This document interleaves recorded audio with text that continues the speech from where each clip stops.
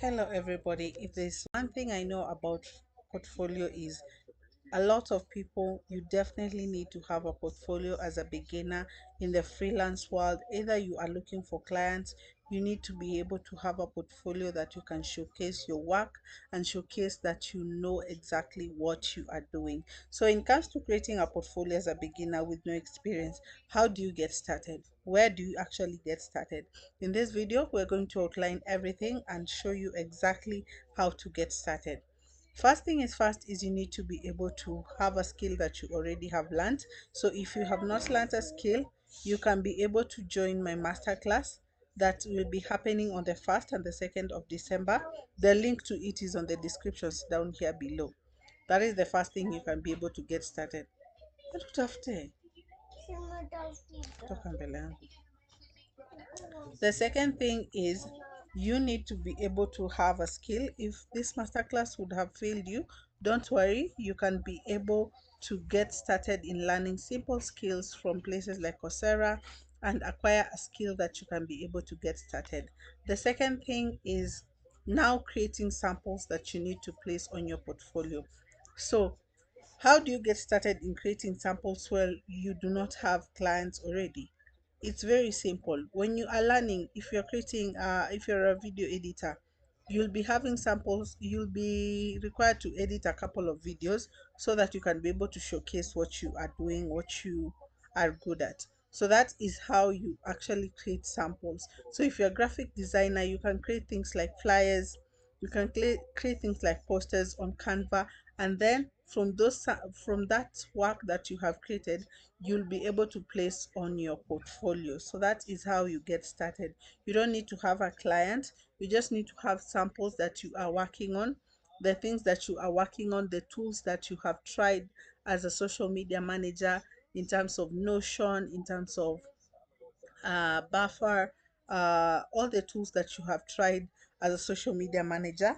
You can be able to place them on your portfolio. Okay, so that is the first thing, is you need to be able to have samples of work and things that you have been learning and using and creating while actually in the process of acquiring your skill.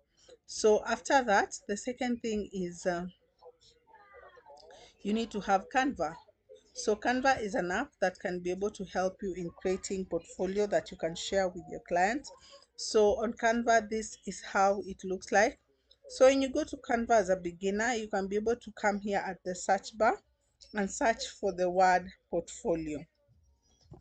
But since I already have my portfolio, so this is what we'll be working on, and I'll just be showing you and guiding you on some of the things that you will be required.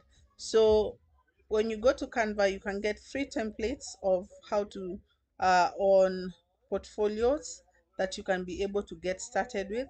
But if you don't want to go through all that process, you can get a template, a done for you template down here on this video, that will help you in just to copy and paste your work, whatever it is, that on that template, and you're good to go.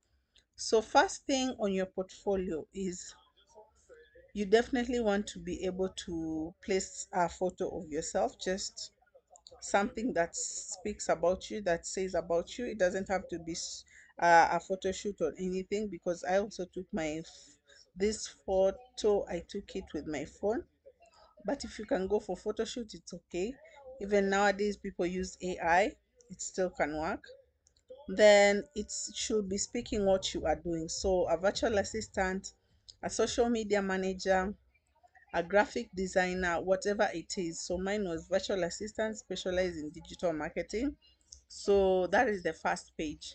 The second page should be talking about, it should just be saying about you. And the about you page is not literally telling people, "Oh, hey, I'm 28 years old." No, no, no, no. No, you are literally telling your client how you can help them.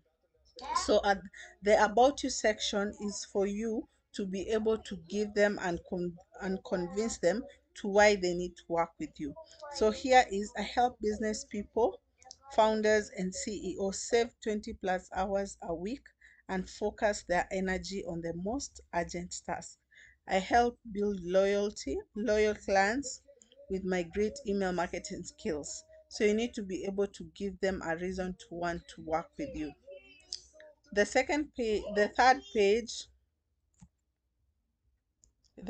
page is talking about the skills that you have. So you want to be able to give your clients to be able to know what are the skills you have and if they are the ones they are in need of.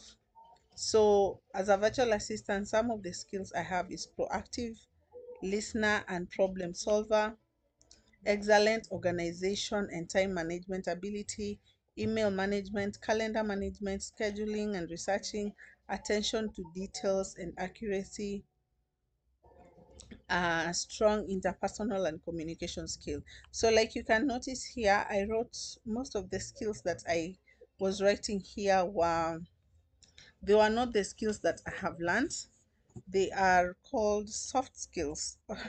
The skills that normally help you, like being able to work with. So they are not the skills that I've learned, but the skills that will help me to make the work easier for them. So like attention to details and accuracy, those kind of skills. Then on our fourth page will be placing the services we offer. So depending on the kind of services you'll be offering, that is how big your service page will be. So for me, like you can see, we have almost like four. Are they four? Five? Yeah, there are five. There are five service pages. So the first one is administration support, so things to do with email management, calendar management, all this. Then we go to the second one is social media management, some of the things I'll be doing as a social media manager. Then we have the email marketing, the things I'll be doing as an email marketer. Then we have content creation, the things I'll be doing as a content creator if they hire me. So you need to be able to put as much skills as you can so that it can make you look more valuable for them, because they want people who can be able to they're multi-talented.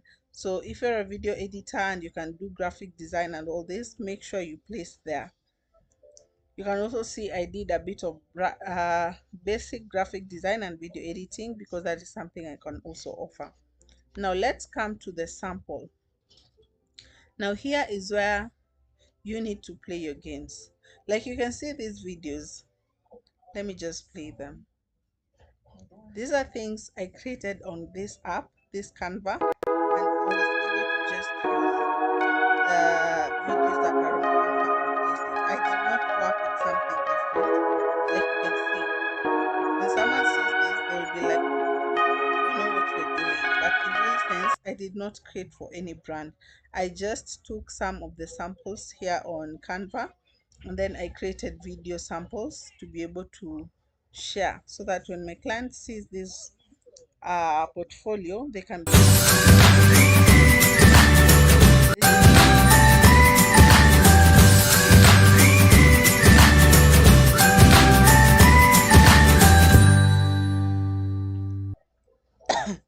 So don't let it limit you. Create as many videos as you can, create as many samples as you can, showcase there. So this was just me showcasing some of the ideas I can do, some of the email designs I have created and the ones that I can be able to create, some of the flyers that I've been able to create. So I went all in terms of samples, in terms of creating. And when I tell you, all these samples I created were not from any clients. It was just the samples of the things I was doing while learning, so that I could showcase that I know exactly what I'm doing, so that when a client sees this, they're like, oh, you actually know how to create a flyer, you actually know how to create good quality videos, sales videos, email copies that can be able to help me. Then we have this other page. So this page is the tools I use. So in this page, you want to be able to give them an idea of what tools you are familiar with. So depending on what you have learned, those are the tools you'd be placing here. So tools like Canva, Grammarly, ConvertKit, These are things related to the skills I have. So something like ConvertKit is on email marketing, something like CapCut is on video editing, ChatGPT is on content creation, Google Workspace is on virtual assistant, Trello is on virtual assistant, HubSpot. So make sure that the tools you are placing here are in relation to your to the skills you are offering or the services you are offering. Okay. Then we have data insight. So this is just to be able to make your client feel like they have worked with you. So when it comes to also this data insight, literally you can be able to create this for your own. Here on Canva, here on on this Canva, you can be able to take samples of work that to showcase that, hey, this is what I did, these are the people I've been able to work with, even though you know that you have not worked with them, because most of these clients, they don't go to the extent of wanting to go and research if it's true you actually worked with them. They just want to be able to prove that you know exactly what you are doing, so that they can be able to work with you. But I can literally tell you, most of the clients I've worked with, they have not gone to the extent of going to call these people or going to their page to look if I've ever worked with them. You just want to be able to place to create they're called fake accounts that actually just showcase that maybe you worked with them. And then we have data insights here, mostly for Instagram, before and after, how you are able to, like help your clients. Like you can see here, the before and the after.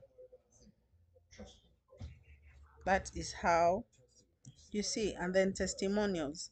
So when it comes to testimonials, when you have not yet worked, let's say like on a pro bono job, you can just leave this page blank. But when you work on a pro bono, either for 1 month, someone actually gives you testimonial, you can be able to add them here and place them. Okay. Then we have the last page, which is just telling them that you are delighted to work with them and you are open to working with them.